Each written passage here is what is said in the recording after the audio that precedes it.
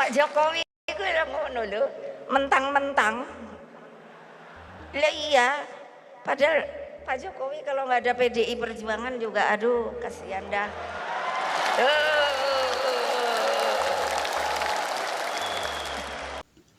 Petaka itu berawal dari situ.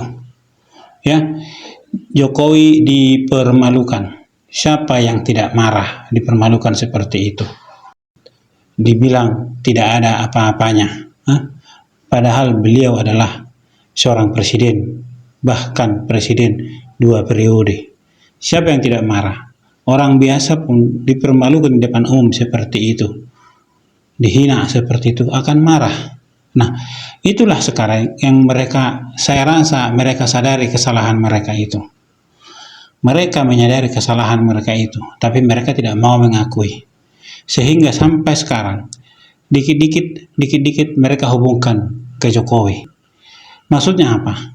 Supaya rakyat juga merasa, ya, supaya rakyat menilai bahwa Jokowi melakukan aksi balas dendam terhadap penghinaan atau yang diberikan kepadanya, ya, yang diberikan kepadanya. Jadi framing bahwa apa yang dialami oleh PDIP sekarang ini adalah karena balas dendam dari Jokowi, padahal bukan, ya.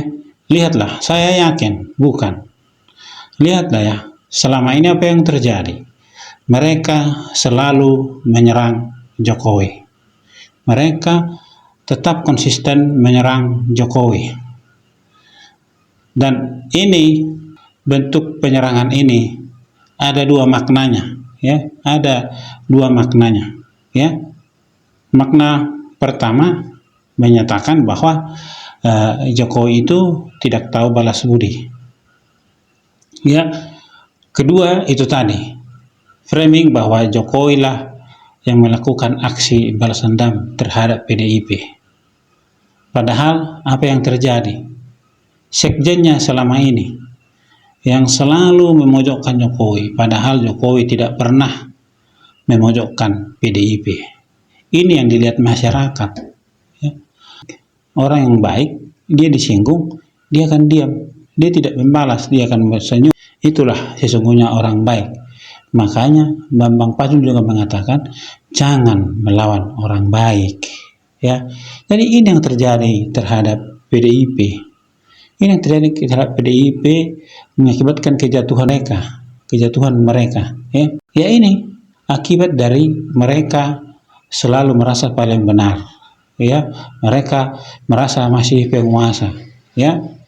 Ini akibatnya. Karena tidak tertutup kemungkinan juga bahwa penegak-penegak hukum ini adalah juga yang suka dengan kepemimpinan Jokowi, ya. Mereka yang punya bukan mengatakan jadi dikriminalisasi, tidak, tetapi orang yang dulunya mau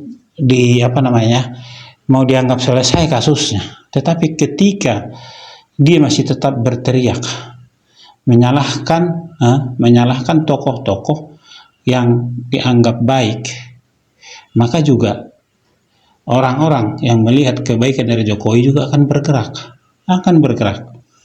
Jadi jangan dianggap bahwa semua benci Jokowi, tidak. Tanyakan ke Bapak Presiden Prabowo, apa kata dia tentang Jokowi? Peran Jokowi akan keberhasilan Prabowo menjadi Presiden RI yang ke-8 itu sangat besar, ya. Dan peran Jokowi juga untuk menjadikan Prabowo menjadi Presiden ke-8, dia juga berusaha agar PDIP mendukung itu, tetapi PDIP tidak mau. PDIP memilih jalannya sendiri, ya sudah, kan begitu. Jadi semakin nanti Jokowi diserang, apa yang terjadi? Ya, akan banyak yang membela beliau, Saya yakin itu. Jadi apa yang dilakukan oleh PDIP sekarang ini, ya, mereka mau menutupi kesalahan mereka atas penghinaan yang dilakukan oleh ketua umumnya terhadap Presiden Jokowi waktu itu. Kalau memang Jokowi tidak ada apa-apanya,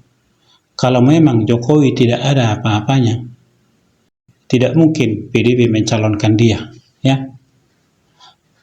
Tetapi karena Jokowi punya yang dinamakan jiwa pemimpin, punya yang dinamakan karisma yang bisa menarik orang menyukai dia, maka dia dipilih. PDIP tidak akan mungkin memilih orang yang biasa-biasa, ya kan? Mereka mau memilih orang yang sudah matang.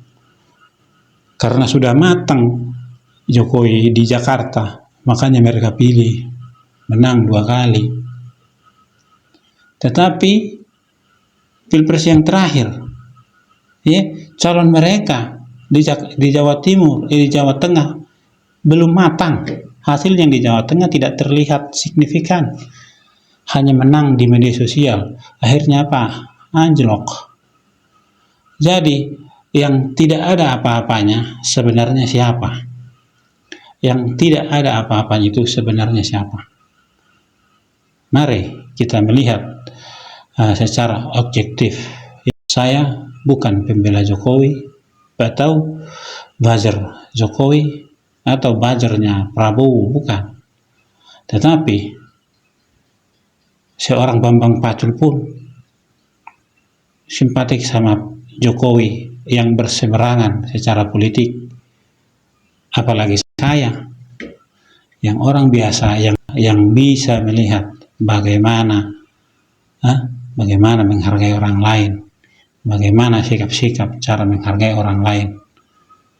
Ya, saya jujur, saya ini adalah banteng merah. Saya dulu banteng merah, sama seperti mereka-mereka yang projo itu kan banteng merah. Tetapi melihat perlakuan dari banteng merah, ya, yang menganggap jangankan wong cilik, mereka bilang kan partai wong cilik, jangankan wong cilik, presiden sekalipun mereka pandang rendah, mereka bilang tidak ada apa-apanya, apalagi wong cilik. Jadi bahasa wong cilik ini adalah hanya untuk meraup suara, karena suara yang paling banyak, karena di negara Indonesia yang besar ini masyarakat miskin banyak. Jadi suara inilah yang mau diambil, suara ini yang mau diambil. Jadi kalau memang wong cilik, janganlah menghina tukang bakso, janganlah juga menghina presiden yang mengatakan hanya tukang kayu. Jadi siapa yang menghina pemimpin, siapa yang menghina rakyatnya? Marilah kita lihat 2029, kita lihat lagi nanti, sekalipun baru selesai pemilu, sekalipun pemerintahan baru berjalan, tapi ini adalah langkah awal penentu di tahun 2029. Terima kasih sudah mampir di channel saya.